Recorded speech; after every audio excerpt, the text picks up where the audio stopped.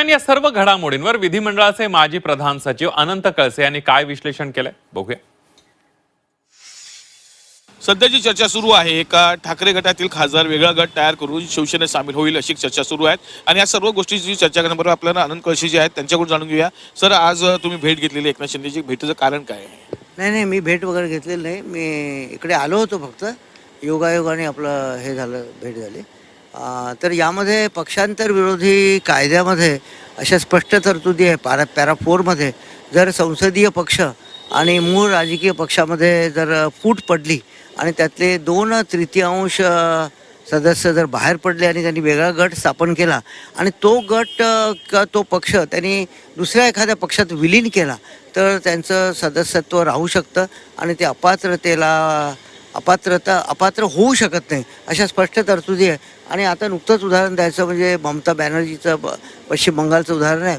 त्यामध्ये त्यांच्या पक्षामध्ये 58 पैकी 20 पैकी 18 सदस्य काहीतरी त्यांनी वेगळा गट स्थापन करून ते त्रिपुरा कुठली पक्ष आहे, नॅशनलिस्ट पक्ष वगैरे, त्यामध्ये ते विलीन झालेलं आहे. तर ही तरतूद याच्यामध्ये सुद्धा आहे या पक्षांतर विरोधी कायद्यामध्ये. तर यामध्ये आता असं दिसतंय की 9 पैकी 7 सदस्य काहीतरी वेगळा गट स्थापन करत आहेत आणि ते दुसऱ्या कुठल्या तरी पक्षात जे होतील विलीन नंतर, ही प्रक्रिया पूर्ण झाली तर त्यांचं डिस्क्वालिफिकेशन होऊ शकत नाही. नक्की एकंदरीत ठाकरे गटांचं अशी चर्चा सुरू आहे की 7 जण बाहेर पडतायत, वेगळा गट करतात, तर ते होऊ शकतं म्हणजे प्रॅक्टिकली? हे होऊ शकतं, प्रॅक्टिकली होऊ शकतं, पण त्यांना विलीन व्हावं लागेल ते कुठेतरी. आणि असले हे प्रकरण आपल्या महाराष्ट्राचे शिवसेनेच्या बाबतीत किंवा NCPच्या बाबतीत सर्वोच्च न्यायालयात अजूनही प्रलंबित आहे. त्यावर सर्वोच्च न्यायालयाने अजून निर्णय दिलेला नाही आणि तो निर्णय लवकर यावा अशी माझी एक घटनेचा अभ्यासक म्हणून अपेक्षा आहे. घटनेची तुम्ही अभ्यास आहात, आज नंदनवरती भेट झाली, त्यात अशी चर्चा सुरू झाली काय, असं काय? नाही, त्याचा यांचा काही संबंध नाही. धन्यवाद.